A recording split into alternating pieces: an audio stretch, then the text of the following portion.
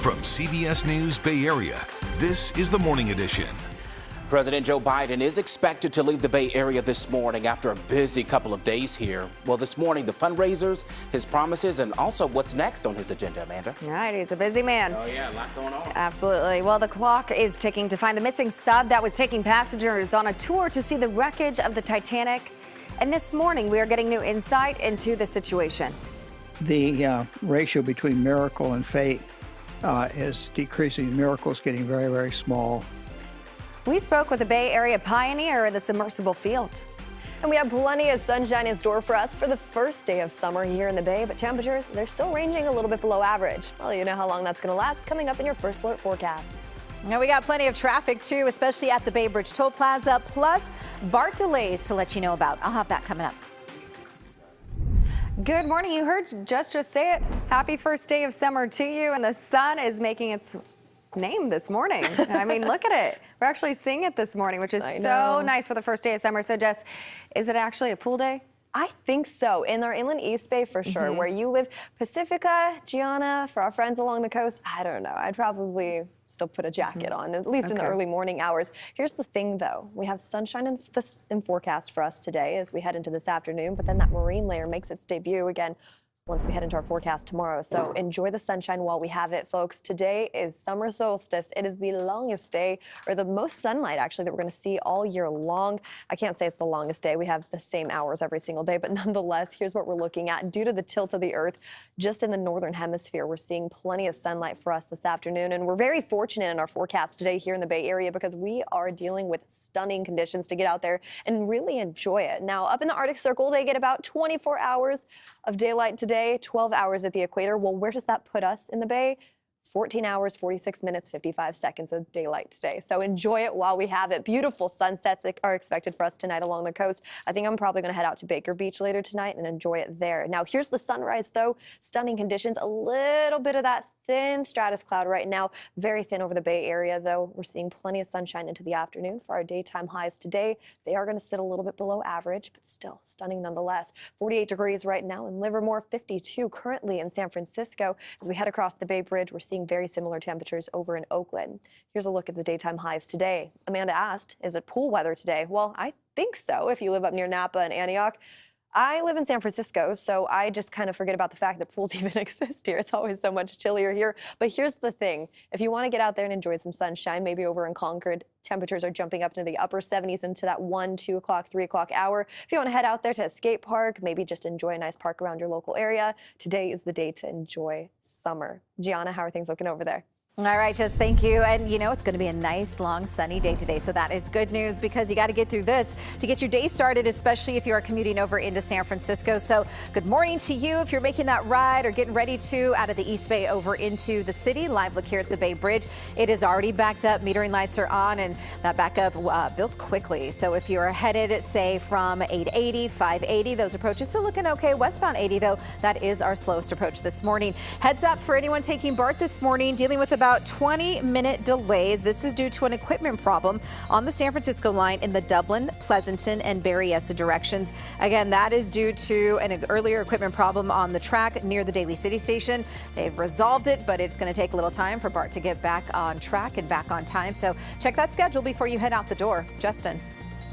Happening today, President Joe Biden will be waking up at the Fairmont Hotel in San Francisco. This comes after spending some time here in the Bay Area, where he was talking the future of tech and fielding questions about a plea deal involving his son. The president is also expected to leave this morning.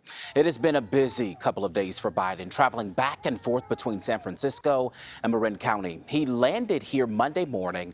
The president talked AI at the roundtable event there that he went to. He also said his administration wants to get a grip on the advantages and risks of our rapidly developing tech world. The president also went to a fundraiser in Kentfield, hosted by a handful of major investors. Governor Gavin Newsom was there too. AI is going to change the way we teach, learn, and help solve challenges like disease and climate change. But in seizing this moment, we need to manage the risks to our society, to our economy, and our national security. Well, the president did all of this as news broke about his son, Hunter, agreeing to a plea deal with the DOJ. He'll plead guilty to tax charges and illegal gun possession in exchange for staying out of prison. The president was asked about that, too. I'm very proud of my son.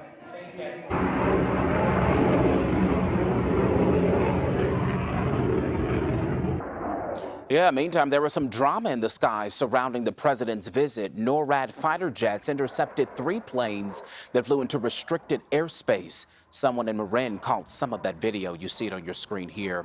And just this morning, we're learning the president is getting ready to kick off another Investing in America tour. The White House says from June 26th to July 15th, Biden will make stops in more than 20 states, going into different communities, talking about how they benefit from some of his accomplishments. VP Kamala Harris and also First Lady Jill Biden and several other leaders in his administration are set to join in on that tour. Amanda. Justin, thanks. Let's look at our top stories now. Police have arrested 33-year-old Lee Haywood of Pittsburgh in connection with that rolling gun battle in San Francisco's Embarcadero over the weekend. He's a wanted felon with a warrant out of Antioch. Police say he was in a black SUV seen exchanging fire with people from a white sedan near Pier 39 Sunday.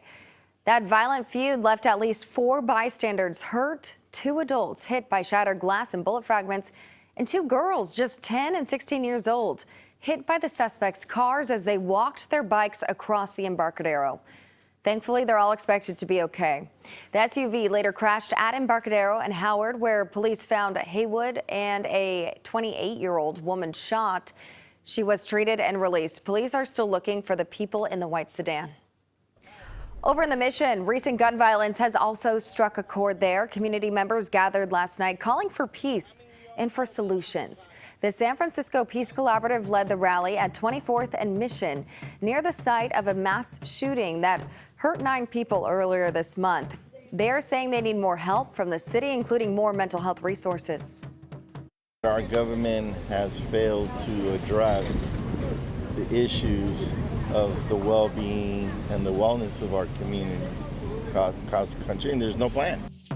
So the rally was also aimed at helping people get to know their neighbors just a little bit more. A shocking admission in the court by the man suspected of a deadly stabbing spree in Davis. Yesterday, Carlos Dominguez said, quote, "I'm guilty and forgive me." So the 21-year-old is charged with 2 counts of murder following a series of violent stabbings in April. But get this, since yesterday's hearing was focused solely on his mental health, his comments cannot be used against him in his criminal case. Dominguez will be back in court on July 24th. The search for 5 missing passengers on board a submersible in the North Atlantic has ramped up. The U.S. Coast Guard says underwater noises have been detected in that search area. Dubbed the Titan, the OceanGate Expeditions vessel disappeared on Sunday while exploring the wreckage of the Titanic. Authorities say the 5 passengers had enough oxygen to last around 96 hours when it left.